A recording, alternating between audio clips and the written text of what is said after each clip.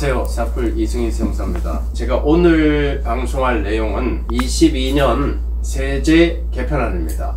이 세제 개편안은 7월 21일 날 개편안이 나오고 8월 달에 차관회의와 국무회의를 거쳐서 적어도 9월 초 혹은 8월 말까지 국회에 제출한다, 이런 향후 추진 계획을 가지고 있습니다. 먼저 눈에 띄는 것이 경제 활력 제고인데요.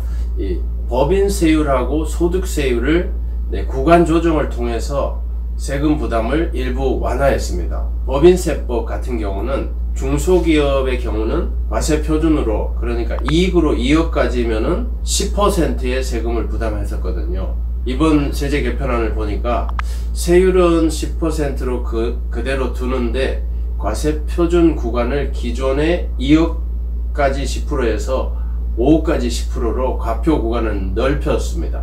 이렇게 되면은 당기순이익이 5억이 나더라도 10%만 법인세를 내면 되는 그런 세금 부담이 완화되는 조건이 되겠습니다. 민생 안정 쪽에서도 보면은 소득세율 체계에서도 세율은 그대로 두고 구간을 조정해서 소득세 부담을 일부 완화했습니다. 기존에 과세 표준 1200까지 6%, 4600까지 15% 이렇게 돼 있었는데요. 1400에서 5000까지 15% 이렇게 조정을 했습니다. 그 이후는 세율이 동일합니다.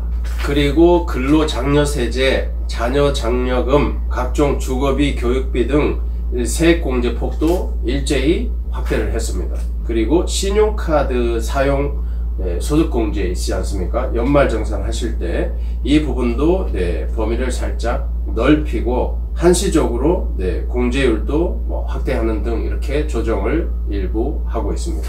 부동산 관련 내용을 좀 살펴드리도록 하겠습니다. 먼저 눈에 띄는 내용이 가업승계입니다. 이 가업승계는 10년 이상 가업을 영위하신 중소기업이 가업을 물려줄 때 이 관련된 세금을 면제해주는 제도인데요. 가장 큰 금액으로 혜택을 받을 수 있는 세제다, 이렇게 이해하시면 되겠습니다. 기존의 매출액 0.4조 4천억 미만의 중견기업까지 가업 상속 세제 혜택을 받을 수 있었는데, 이번에 매출액으로 1조까지는 가업 상속 공제 세제 혜택을 받을 수 있도록 개편을 준비하고 있습니다. 공제 한도도 그 가업 상속 영위 기간에 따라서 차등 적용을 해주고 있었는데요. 10년 이상 가업 영위하신 분들은 기존에 200억에서 더블입니다. 400억까지 공제를 해주는 걸로 개편이 되고 있습니다. 20년 이상 되신 분들은 300억 공제를 해주고 있었는데 이 또한 더블이 돼서 600억까지 공제를 해주는 걸로 준비되고 있습니다. 그리고 30년 이상 가업을 영위하신 분들은 기존에 500억까지 공제가 됐는데 이 또한 더블이 돼서 무려 1000억까지 공제를 받을 수 있게 되겠습니다. 피상속인 요건은 최대 주주이면서 동시에 지분 50% 이상을 10년 이상 보유했어야 됐는데, 이번에 개편안의 내용에서는 지분율을 40%로 떨어뜨리면서 10년 이상 보유하시면은 요건이 충족되는 것으로 그렇게 개편이 되고 있습니다. 이 사후관리 요건은 당초 10년에서 7년으로 완화가 한번 됐었습니다. 그러다가 이번에 그 7년도 5년으로 추가 완화가 이루어질 예정입니다. 그리고 업종, 고용, 자산 유지 요건도 완화가 됐는데요. 업종 범위도 변경이 되었는데, 기존에는 이 업종 변경의 범위가 산업분류표에서 중범위까지 인정이 됐었거든요. 그런데 이번에 개편되면서 대범위로 대분류 범위 내에서 업종 변경을 하셔도 되는 것으로 개편이 되고 있습니다. 그리고 고용 유지 의무 사후관리 요건도 있는데 두 가지가 있습니다. 매년 지켜야 되는 요건하고 통산해서 사후관리 기간 7년 또는 5년 내에서 통산해서 지켜야 되는 요건, 이렇게 두 가지 요건이 있는데 이 요건은 이제 삭제되었습니다. 이번에 5년으로 사후관리가 개편되면서 이 100%가 90%로 일부 완화하게 되겠습니다. 기존에 자산 유지 요건도 있었는데 이 사후관리 기간 동안 가압용 자산의 20% 이상은 처분할 수 없었습니다. 그런데 이번에 완화되면서, 이번에 5년으로 완화되면서 이것도 더블입니다. 20%에서 40%까지 처분하셔도 되는 것으로 완화될 예정입니다. 자, 그 다음에 눈에 띄는 내용이 가업승계 증여세 특례입니다. 자녀가 부모님의 회사를 물려받기 전에 먼저 회사의 주식을 증여받을 때 증여세를 감면해주는 제도가 되겠습니다. 보통 5천만원 비과세를 적용하지 않고 특례에서는 무려 5억을 비과세하고 10%, 20% 조율과세를 하는 그러한 제도입니다.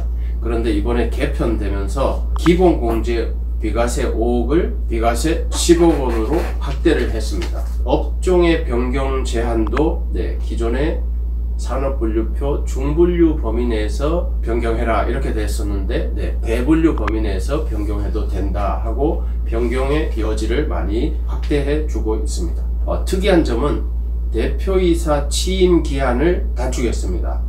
증여일로부터 5년 내에 대표이사 취임을 해야 증여세 감면이 완성이 되는데 그 5년의 기간을 3년으로 단축했습니다. 자, 그 다음에 눈에 띄는 내용이 창업자금 증여세 과세 특례입니다. 자녀가 부모님으로부터 창업자금을 받아서 사업체를 차리는 경우에 증여세를 감면해주는 제도가 되겠습니다. 기존의 중소기업을 창업한 경우 무려 30억까지 역시 5억을 비과세해주고 10% 저율과세로 증여세를 매기는 감면 제도입니다. 개정안의 내용에서는 이 적용 한도를 기존의 30억 원에서 무려 50억 원으로 확대를 했습니다.